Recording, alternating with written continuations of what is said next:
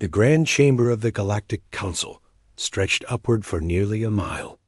Its walls were made of living crystal that pulsed with soft light, and its ceiling opened to the stars themselves. 1,200 species had sent their representatives here. Some floated in gravity bubbles. Others stood on platforms designed for their unique bodies. A few existed only as projections of pure energy. For 40,000 years, this chamber had decided the fate of civilizations. Wars had ended here. Species had been welcomed into the galactic family. Others had been condemned to extinction. Today, for the first time in history, a human stood at its center. His name was Marcus Cole. He was 34 years old. He wore a faded jacket covered in asteroid dust, and his hands were rough from years of manual labor. He was not a diplomat. He was not a scientist. He was a salvage operator who bought abandoned properties and sold whatever he found inside them, and he was holding something that made every being in the chamber afraid to come near him. It floated beside him in a containment field, a sphere of absolute darkness, roughly the size of a basketball, rotating slowly. Light bent around it. Space itself seemed to twist at its edges. The alien delegates kept their distance, pressing against the far walls of their platforms, watching the human with a mixture of terror and disbelief. Grand Arbiter Vorlith spoke from the highest platform.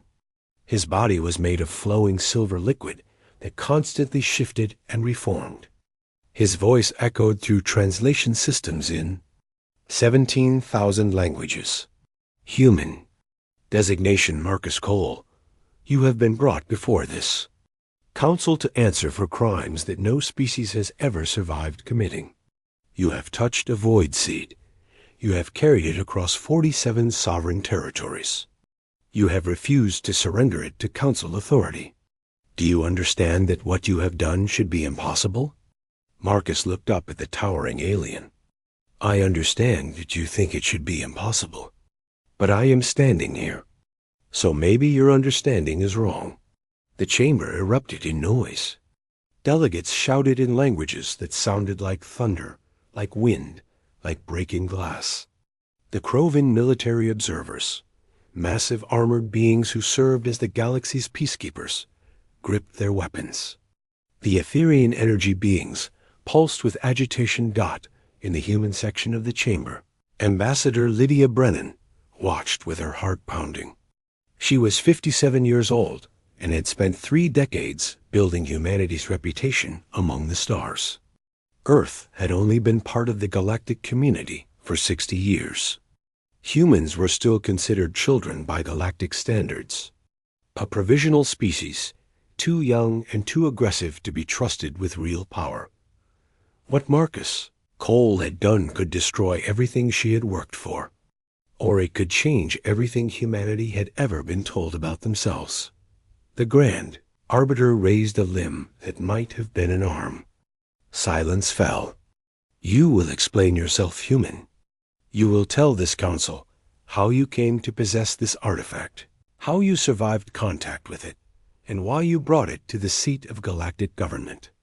And then we will decide whether your species should be rewarded for this discovery or purged from existence for unleashing something that should have remained buried.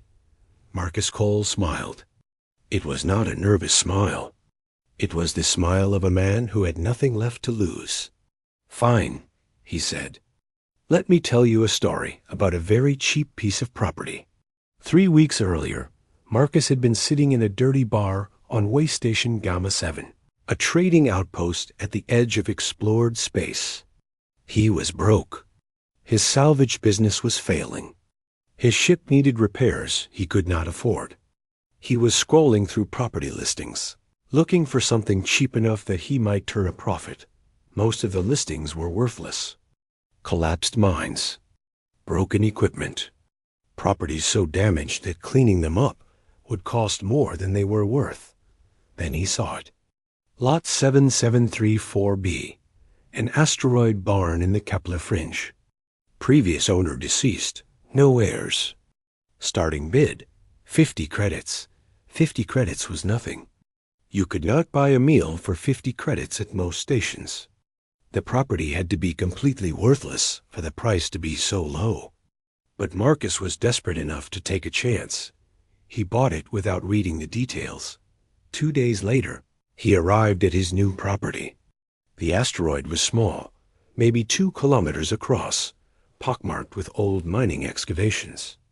The barn was a series of connected structures built into a crater. Standard design for small operations. Nothing special. His sensors showed the buildings were intact. Power still worked in some sections. There was even some equipment left behind that he could sell. But one section of the readings showed something strange. A complete blank. His instruments could not detect anything in that area at all. Marcus assumed his equipment was malfunctioning. He docked his ship and went inside. The main structure was exactly what he expected. Old mining tools, rusted panels, personal items left behind by whoever had lived here before. He found the previous owner's quarters and saw star maps covering every wall, along with a journal filled with frantic handwriting. He did not read it carefully. He was there for salvage, not mysteries. Then he reached the sealed door. It was reinforced with materials that did not belong in a simple mining operation. Warning signs covered it in a dozen languages. Marcus recognized some of the words: danger, fatal, do not enter. He should have turned around. He should have left and never come back. Instead, he cut through the door. The room beyond was empty except for one thing. A sphere of pure darkness, hovering in the center of the space, rotating slowly. It was not sitting on anything. It was not suspended by any mechanism. It simply floated there, like a hole cut into reality. Marcus felt something when he looked at it. Not fear. Something else. Recognition. As if the sphere had been waiting for him. He stepped closer. His suit alarms triggered. His helmet display filled with corrupted data. Every sensor he had went haywire. But he kept walking. He reached out his hand. The sphere was cold.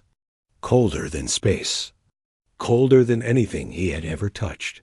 The sensation traveled up his arm, into his chest, into his mind. For a moment, he saw something impossible. Vast shapes moving in darkness. Stars being born and dying in seconds. A voice speaking in a language older than language itself. Then the vision ended.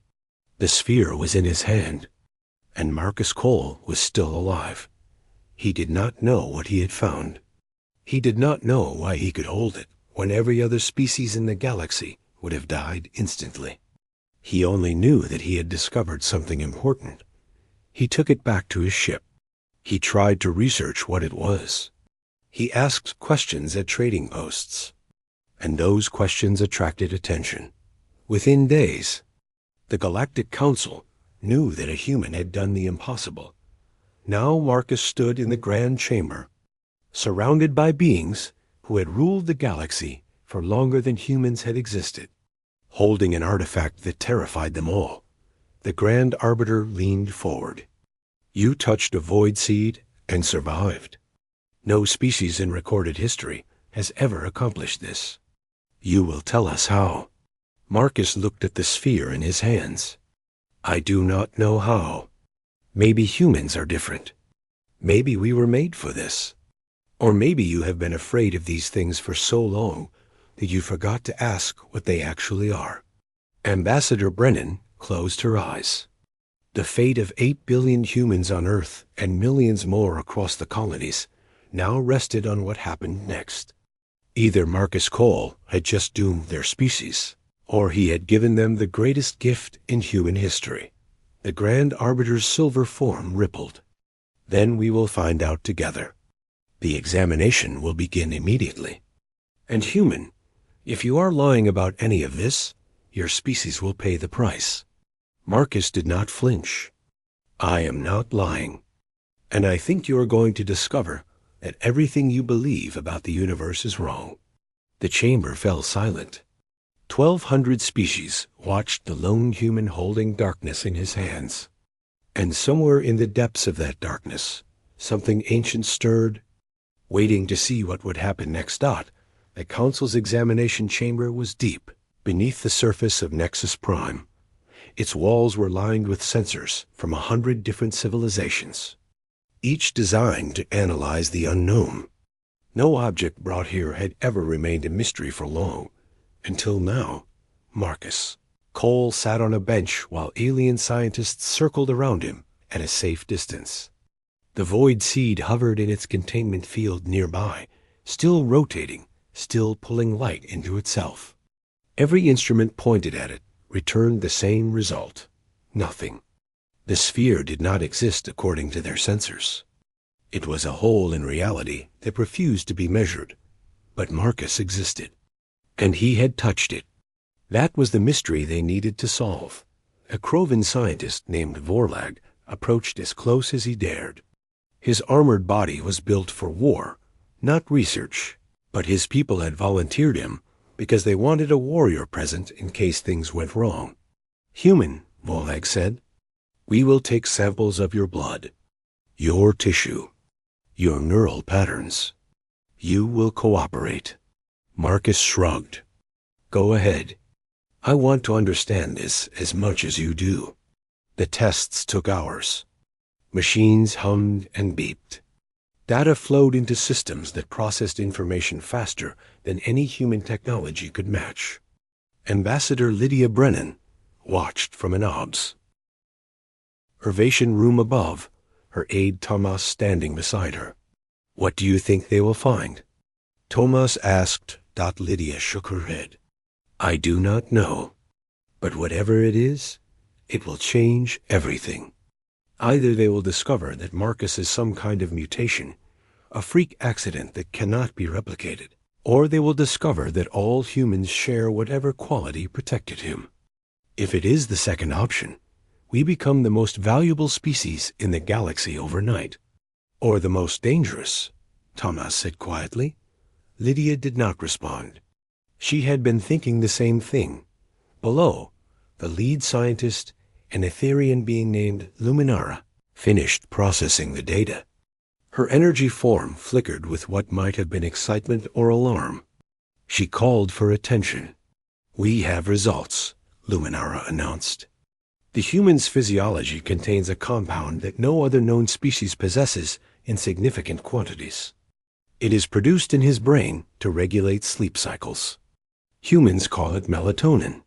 The alien scientists exchanged confused signals. Sleep regulation seemed like a trivial thing. Luminara continued. "This compound creates a natural resistance to the radiation emitted by void seeds.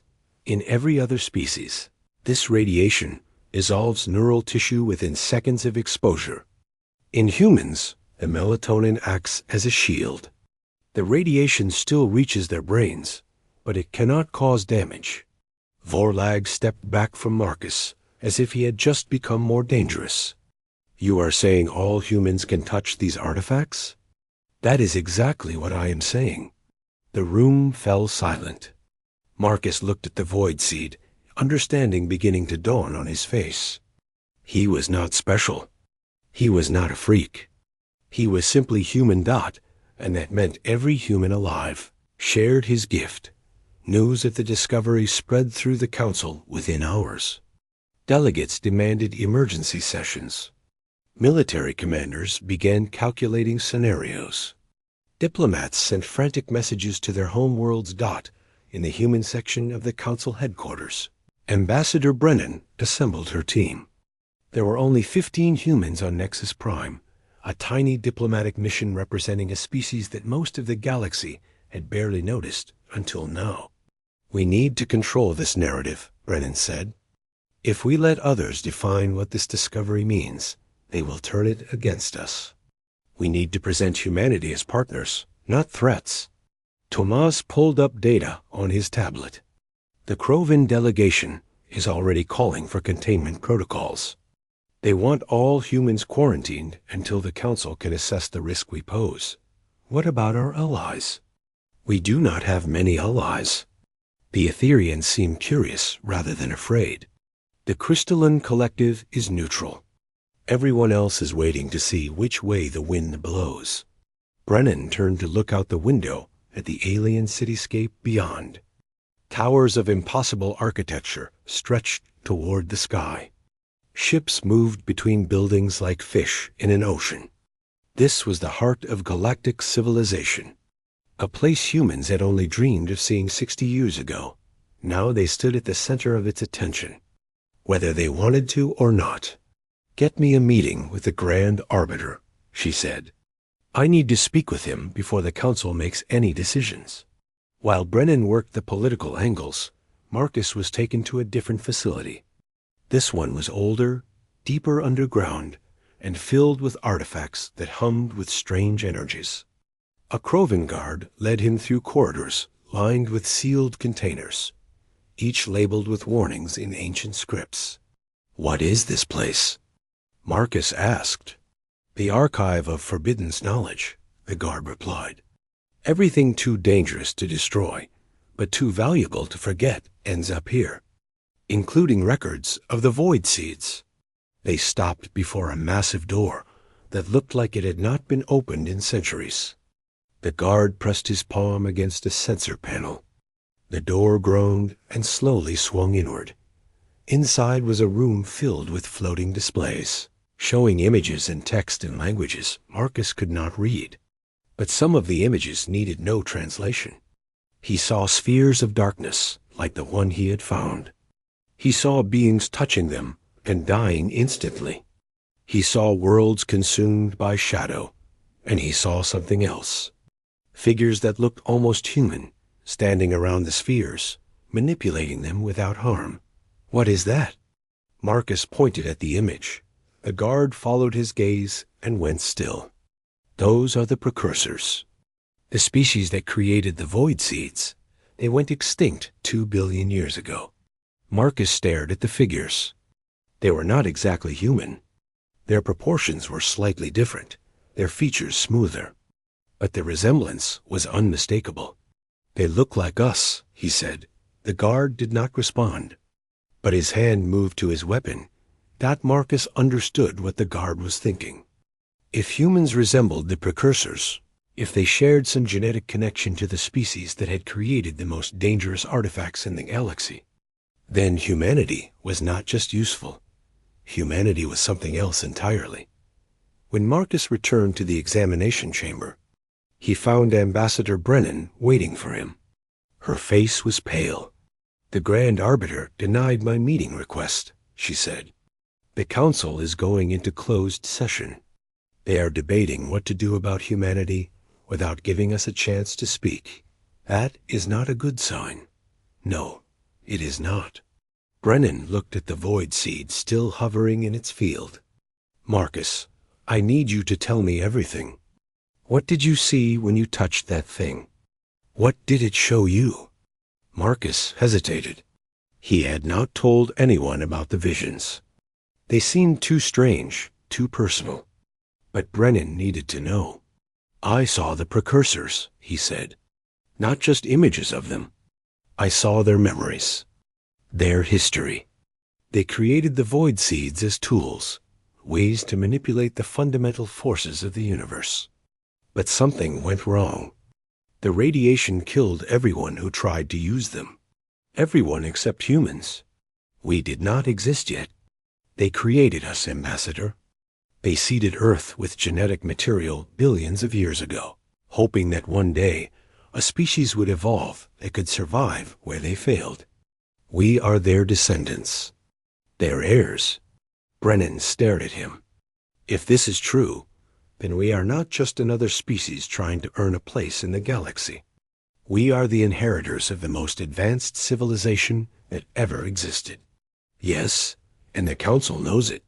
That is why they are afraid." Outside the facility, ships were gathering in orbit around Nexus Prime, the Krovan military fleet, the Dominion's warships, vessels from a dozen species, all waiting for orders. The galaxy was about to decide whether humanity would be elevated or eliminated, and Marcus Cole, a salvage operator who had bought an asteroid barn for 50 credits, was the only one who could show them what choice to make. The closed session of the Galactic Council lasted for 18 hours. During that time, no information reached the human delegation. Ambassador Brennan paced her quarters while her team monitored every communication channel they could access. Marcus Cole sat in a holding room, the void seed still hovering nearby, waiting to learn whether he would be celebrated or executed. When the doors finally opened, it was not the Grand Arbiter who entered. It was Archon Kethris, supreme representative of the Dominion of the Cold Stars. Kethris was ancient, even by galactic standards. His species had given up physical bodies millennia ago, choosing instead to exist as patterns of frozen light contained in crystalline shells. His form glittered as he moved, each step producing a sound like breaking ice. "Human," Kethris said, "I wish to speak with you privately before the Council announces its decision." Marcus stood. Something about the way Kethris moved made him uneasy. "What decision?" "The Council is divided. Some wish to embrace humanity as partners in studying the precursor artifacts. Others believe your species is too dangerous to be allowed such access. I represent a third position." "Which is?" Kethris moved closer. His crystalline form reflected the darkness of the void seed, creating patterns that hurt to look at directly. "I believe the artifacts should be destroyed. All of them. And I believe that the species capable of touching them should be destroyed as well. Nothing good can come from resurrecting precursor technology. It killed them. It will kill us. The only safe course is elimination." Marcus felt cold despite the controlled temperature of the room. "You want to wipe out humanity. I want to save the galaxy. Your species is young. You number only a few billion. The sacrifice would be small compared to the risk you represent. And you came here to tell me this because—" Kethris's crystalline body shifted. Something that might have been amusement flickered through his frozen light. "Because I wanted you to understand that what happens next is not personal. It is simply necessary."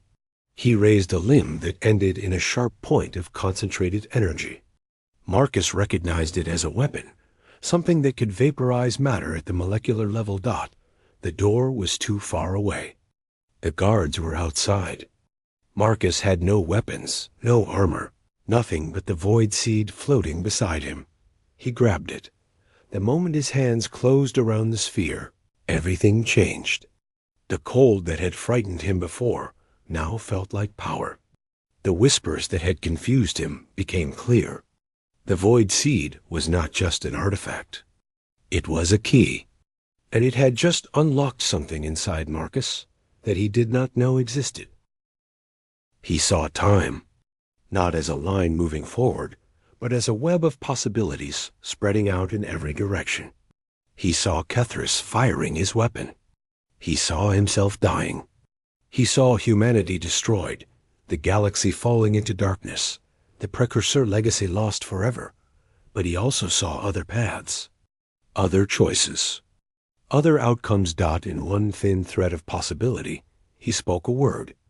A single word in a language that had not been spoken for 2 billion years. Marcus opened his mouth and spoke it. Kethris froze. Not from fear or hesitation, but literally. His crystalline form locked in place, caught between one moment and the next. The energy in his weapon hung motionless, a beam of light that had stopped moving. Time itself had stopped for the ARCHON. Marcus stared at what he had done. The void seed pulsed in his hands, warm now instead of cold. It had given him power over time. Not travel through time, but control over its flow. He could freeze moments, stretch seconds into hours, compress years into heartbeats. The power terrified him. But it had also saved his life. He walked past the frozen Archon and opened the door. The guards outside looked at him in confusion. "The Archon tried to kill me," Marcus said. "You should probably arrest him." He kept walking. Behind him, time slowly resumed for Kethris. The Archon found himself surrounded by guards, his weapon confiscated, his plans exposed. He screamed accusations at the retreating human, but no one listened. Marcus made his way to the Grand Chamber. The council was reconvening for the announcement of their decision. Delegates filled the tiers. Ambassador Brennan stood in the human section, her face drawn with exhaustion and fear. When Marcus entered the chamber holding the void seed openly in his hands, every being present recoiled. They had seen the reports of what he had done to Kethris. They understood now that this human was not just immune to the artifact, he could use it. A Grand Arbiter's silver form rippled with agitation. Human Marcus Cole, you have demonstrated abilities beyond anything we anticipated. The Council was preparing to offer humanity partnership in studying the precursor artifacts. Now we must reconsider. Marcus walked to the center of the chamber. 1,200 species watched him with fear in their eyes. He could feel the weight of their attention, the assumptions they were making about what he would do next. He could dominate them. The void seed whispered possibilities. He could freeze the entire council. He could demand anything he wanted. He could make humanity the ruling species of the galaxy by force. But something stopped him. The visions had shown him more than just power. They had shown him the precursors. He had seen them at the height of their civilization, brilliant and creative and full of hope. And he had seen them fall. They had believed that power was the answer to every problem. They had used their artifacts to control rather than cooperate. And in the end, that choice had destroyed them. Marcus did not want humanity to make the same mistake. He set the void seed down on the floor of the chamber. It hovered there, still rotating, still dark, but no longer in his hands. I am not here to threaten you, he said. Archon Kethris tried to kill me. I defended myself. But that is not what I want. That is not what humanity wants. The Grand Arbiter leaned forward. Then what do you want, human? Partnership. Real partnership. We can touch the void seeds. We can access technologies that have been forbidden for billions of years. But we do not want to do it alone. We want to work with you. All of you. We want to share what we find. Murmurs rippled through the chamber. The delegates exchanged uncertain signals. Ambassador Brennan stepped forward. The Archon acted without council authority. His attempt on Marcus Cole's life was a crime, not policy. Humanity does not hold the council responsible for his actions. We ask only that you hold him accountable and allow us to prove our good intentions. The Grand Arbiter was silent for a long moment. Then he spoke. The council will deliberate on your request. Archon Kethris will be tried for his crimes. And you, Marcus Cole, will demonstrate the full capabilities of the void seed for our scientists. If what you say is true, if humanity truly wishes to share this power rather than hoard it, then perhaps a new era is possible. Marcus nodded. That is all we ask. But he knew the danger was not over. Kethris had allies. The Dominion of the Cold Stars would not accept their Archon's arrest quietly. And there were others in the chamber who still believed that humanity was too dangerous to live. The demonstration would have to be convincing. And Marcus would have to find a way to show the galaxy that humans could be trusted with power that no other species could even approach. Ambassador Brennan met his eyes across the chamber. She understood what was at stake. Everything humanity had worked for over 60 years of galactic membership came down to what happened next. The Grand Arbiter called for the chamber to clear. The demonstration would begin in 1 hour. Marcus looked at the void seed. The whispers in his mind had not stopped. They were teaching him, showing him what the artifact could do. Not just freezing time, but bending space, reshaping matter, touching the fundamental forces that held the universe together. He had 1 hour to figure out how to use that power without terrifying the galaxy into destroying his species. The stakes could not have been higher.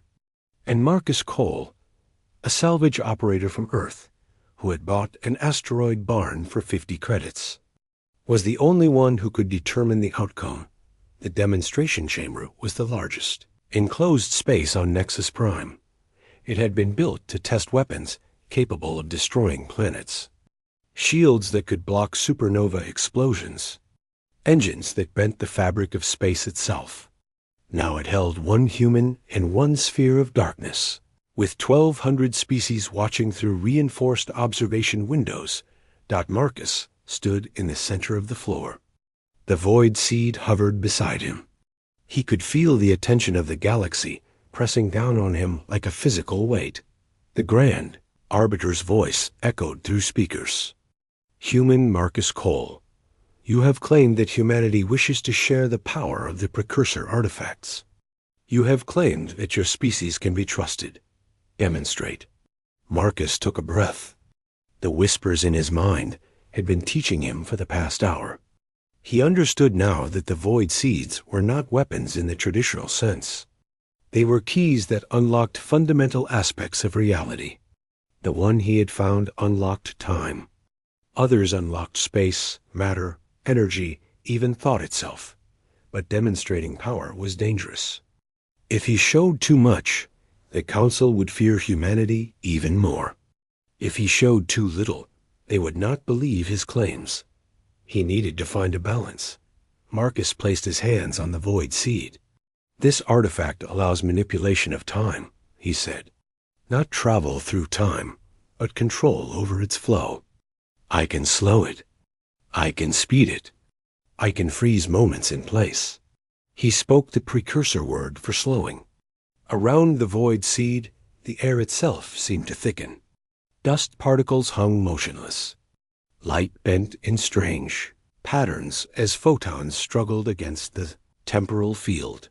The delegates watched in stunned silence. Marcus released the effect. But that is not all. The precursors created these artifacts to understand the universe, not to destroy it. They were scientists, not conquerors. And they left messages inside the seeds for whoever could access them. He spoke another word. The darkness of the void seed peeled away, revealing an interior of pure light. The light expanded, filling the demonstration chamber, passing through walls and barriers as if they did not exist. And every being watching saw something different. The Krovan saw their ancient homeworld before war consumed it. The Etherians saw the birth of their species from the heart of a dying star. The Crystalline Collective saw the formation of the first crystals from the cooling matter of the early universe. Every delegate saw their own history, their own origins, their own place in the vast tapestry of existence. And they saw humanity. They saw Earth, young and blue and full of potential. They saw the precursors planting the seeds of human life in the primordial oceans. They saw evolution slowly shaping creatures that could one day touch the artifacts their creators had left behind. They saw that humanity was not an accident. Humanity was a gift. The light faded. The void seed returned to darkness. Marcus stood alone in the chamber, breathing hard from the effort. The Grand Arbiter spoke first. That was not a demonstration of power. That was a revelation. The precursors wanted us to understand each other, Marcus said. They created these artifacts not just as tools, but as bridges. Every species in this galaxy is connected. We all came from the same universe. We all share the same origins. The only question is whether we will recognize that connection or continue fighting over differences that do not matter.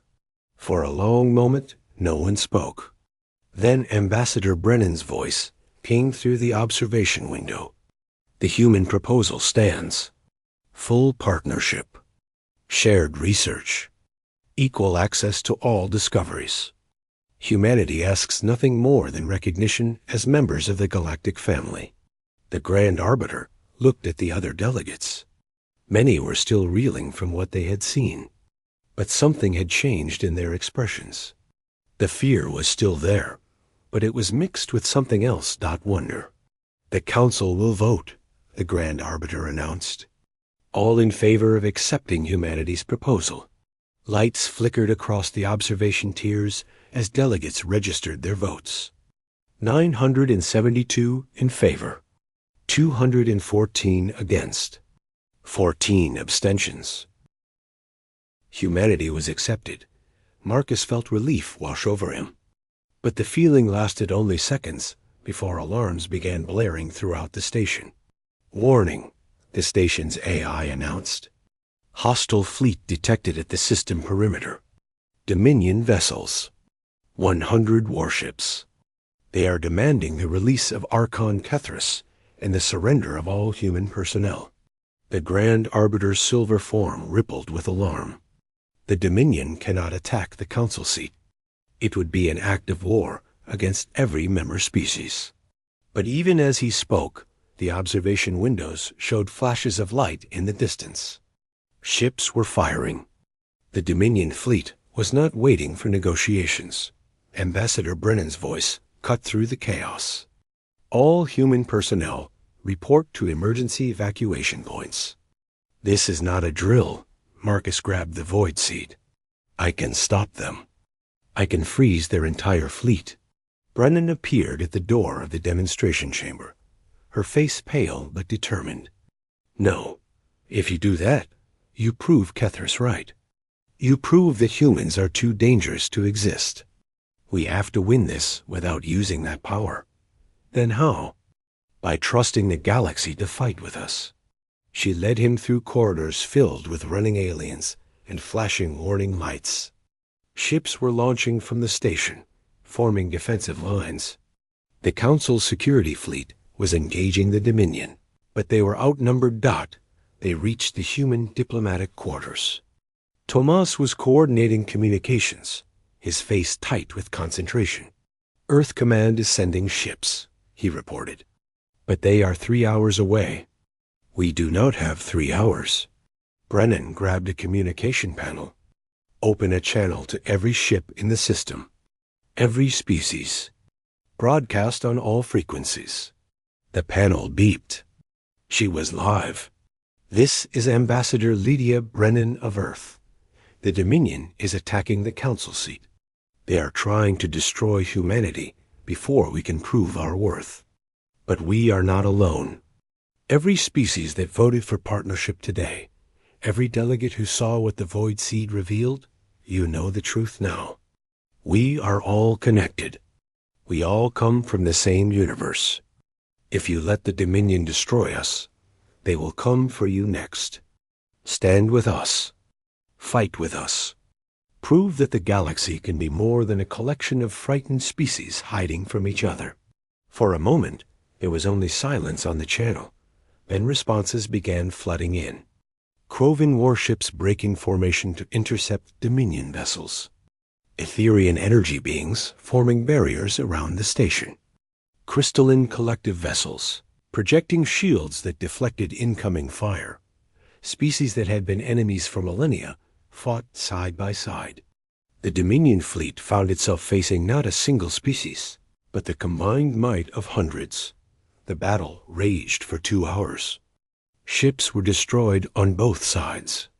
Debris filled the space around Nexus Prime, but slowly, inexorably. The Dominion was pushed back.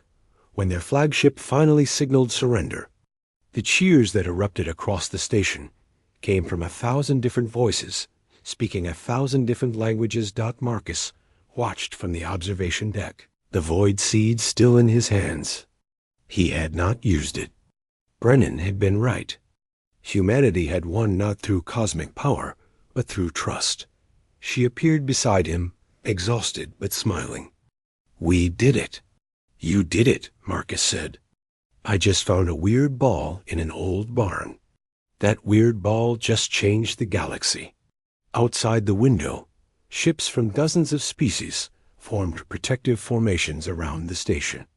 The Dominion fleet was being escorted away by Krovan peacekeepers. And somewhere in the debris field, rescue ships were searching for survivors from all sides. It was not a perfect victory. People had died. Trust would take years to fully build. The Dominion would seek revenge eventually, but humanity had proven something today. They had proven that they could be trusted with power, that they would choose cooperation over domination, that they understood what the precursors had understood too late. The whispers from the Void Seed had gone quiet. Marcus looked at the sphere and understood that it was waiting to see what humanity would do. Next, he intended to make the precursors proud. 1 year had passed since the Battle of Nexus Prime. The galaxy had changed in ways that no one could have predicted. Precursor Institute stood on a moon orbiting the Council homeworld, a massive complex where scientists from every member species worked together.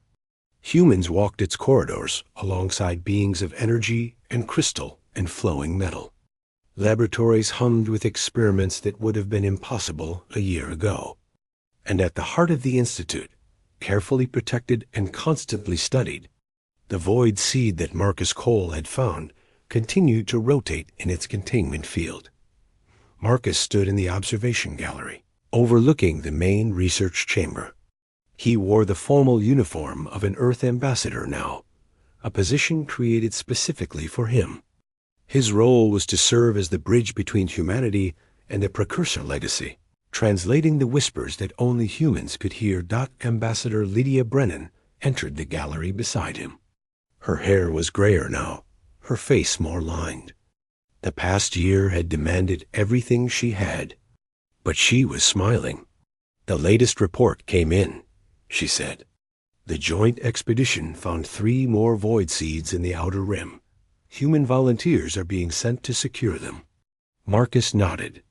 Finding the seeds had become a priority for the new alliance. Each one contained different capabilities. The one Marcus had found controlled time. Others controlled space, allowing instantaneous travel across any distance. One controlled matter, able to reshape physical objects at the atomic level. Another touched minds, enabling communication across any barrier. The precursors had created dozens of these artifacts. They had scattered them across the galaxy in their final days, hoping that someone would eventually collect them. Humanity was that someone. The Dominion is still causing trouble on the borders, Brennan continued. Archon Kethris was executed by his own people for his failure, but his replacement is just as hostile. They refuse to accept that humans have a legitimate role in the galaxy. They will have to accept it eventually, Marcus said. The alliance is growing stronger every day. More species are joining the research programs. Even some Dominion colonies are asking to participate. Fear takes time to overcome. Kethris was afraid of what humanity could become. His successors share that fear. Marcus looked at the void seed below. Maybe they have reason to be afraid. Every day, I understand these artifacts a little better. Every day, I discover new things they can do. If humanity wanted to, we could use this power to dominate the entire galaxy. But we will not. No, we will not. He turned to face her. That is the test, is it not? The precursors were looking for a species that could access their technology without becoming corrupted by it. They tried hundreds of experiments across millions of years. Almost all of them failed, and humanity passed. So far. But the test is not over. It will never be over. Every generation will face the same choice. Use this power wisely or become what the precursors became. Brennan was quiet for a moment. That is a heavy burden. It is. But it is also an opportunity. We can show the galaxy what cooperation looks like. We can prove that power does not have to corrupt. We can build something that lasts for billions of years. The door to the gallery opened. Tomas entered, looking excited. He had grown in the past year, taking on more responsibility, becoming one of the leading human voices in galactic diplomacy. The Grand Arbiter is requesting a meeting, Tomas said. Something about the Guardians. Marcus felt a chill run down his spine. The Guardians were the other part of the precursor legacy. Artificial intelligences created to watch over the void seeds until the right species emerged to claim them. They had been observing the galaxy for 2 billion years, hidden in places no sensor could detect. They had spoken to Marcus once, on the night after the battle. They had shown him the full scope of what humanity had inherited. They had explained that the void seeds were not just tools. They were keys to ascending beyond physical form, becoming something more than mortal, joining the precursors in whatever state they had achieved before their civilization collapsed. The Guardians had offered humanity that gift. Marcus had declined, saying that his species was not ready. Now, apparently, the Guardians wanted to talk again. Marcus followed Thomas to the meeting chamber. The Grand Arbiter was waiting, his silver form pulsing with agitation. Beside him hovered a projection that Marcus had never seen before, a figure of pure white light, roughly humanoid in shape, radiating calm authority. "This is Guardian Prime," the Grand Arbiter said. "It has requested to address the Council. It claims that a decision must be made." Guardian Prime's voice filled the room, sounding like it came from everywhere and nowhere at once. "Marcus Cole, we have watched your species for 1 year. We have observed your choices. We have seen how you handle the power we left behind." Marcus stepped forward. "And what have you concluded? You have exceeded our expectations. No species before you has chosen cooperation over due. My nation so consistently. No species has shared the artifacts so freely. You have proven that the precursor experiment was not a failure. Then what decision needs to be made?" Guardian Prime's light intensified. "The void seeds are only the first stage. They were tools for beginning the journey. The destination is something far greater. We can offer humanity the next step, full access to precursor knowledge, technology, and ultimately transcendence. You would become like us, immortal, infinite, free from all physical limitations." The offer hung in the air. Marcus could feel the weight of it. Everything humanity had ever dreamed of, offered freely by beings who had watched the universe unfold for billions of years. The Grand Arbiter leaned forward. "What would this mean for the rest of us? For the species who cannot touch the artifacts?" "That depends on humanity," Guardian Prime replied. "If they choose transcendence, they could leave the physical realm entirely. Or they could remain connected to it, serving as guides and protectors for all species. The choice is theirs." Everyone in the room looked at Marcus. He was not the leader of humanity. He was not even a proper diplomat. But he was the first human to touch a void seed, and somehow that made him the voice of his entire species in moments like this. Marcus thought about everything he had seen over the past year. The battles fought. The friendships formed. The trust slowly built between species that had feared each other for millennia. He thought about the precursors, brilliant beings who had reached for ultimate power and destroyed themselves in the process. And he thought about the asteroid barn where all of this had started. 50 credits for a piece of property that no one wanted. A sphere of darkness waiting in a sealed room. A mystery that had changed everything. "We are not ready," Marcus said. Guardian Prime's light flickered. "Explain." "Humanity has been part of the galactic community for 61 years. We have been studying the void seeds for 1 year. We have barely begun to understand what we have inherited. If we accept transcendence now, we leave behind everyone else. We become gods looking down at mortals. That is not what the precursors intended. They wanted their heirs to be better than they were, not to make the same mistakes faster. Then what do you propose?" Marcus looked at the Grand Arbiter, at Brennan, at Tomas, at all the beings watching through remote connections across the galaxy. "We propose to keep building, keep learning, keep sharing. When every species in this room has had a chance to understand the precursor legacy, when we have all grown together instead of humanity racing ahead alone, then maybe we will be ready to talk about transcendence. But not today. Not until we have proven that we deserve it. Guardian Prime was silent for a long moment, and its light pulsed in what might have been approval. The precursors hoped someone would give exactly that answer. They designed the test to find a species wise enough to refuse premature power. You have passed the final trial, Marcus Cole. Humanity is confirmed as the true inheritors of our legacy. What does that mean? It means we will wait. We have waited 2 billion years. We can wait a few thousand more. When you are ready, we will still be here. The projection faded. The chamber fell silent. Ambassador Brennan put a hand on Marcus's shoulder. You just turned down godhood. I turned down godhood for now. There is a difference. She laughed, a tired but genuine sound. I suppose there is. Later that night, Marcus returned to his quarters in the Institute. The void seed had been moved to a more secure facility, but he could still feel its presence in his mind. The whispers had not stopped. They probably never would. He looked out his window at the stars. Somewhere out there, other void seeds waited to be found. Other mysteries waited to be solved. Other choices waited to be made. Humanity had bought its place in the galaxy for 50 credits, and the courage to touch what no one else dared approach. Now they had to prove they deserved it. Marcus smiled. He had started as a salvage operator, looking for anything he could sell. He had ended up finding something worth more than he could ever have imagined, and the story was only beginning.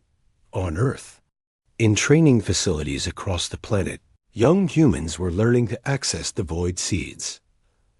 On research stations throughout the galaxy, scientists were unlocking secrets that had been hidden for billions of years. In council chambers and diplomatic halls, species that had been enemies were becoming partners.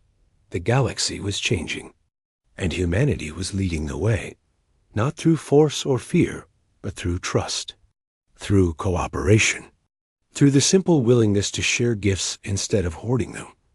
The precursors had failed their own test, but their heirs, born from experiments planted on a small blue world in an unremarkable corner of the galaxy, had finally gotten it right. And the Guardians watched, and waited, and for the first time in 2 billion years, allowed themselves to hope.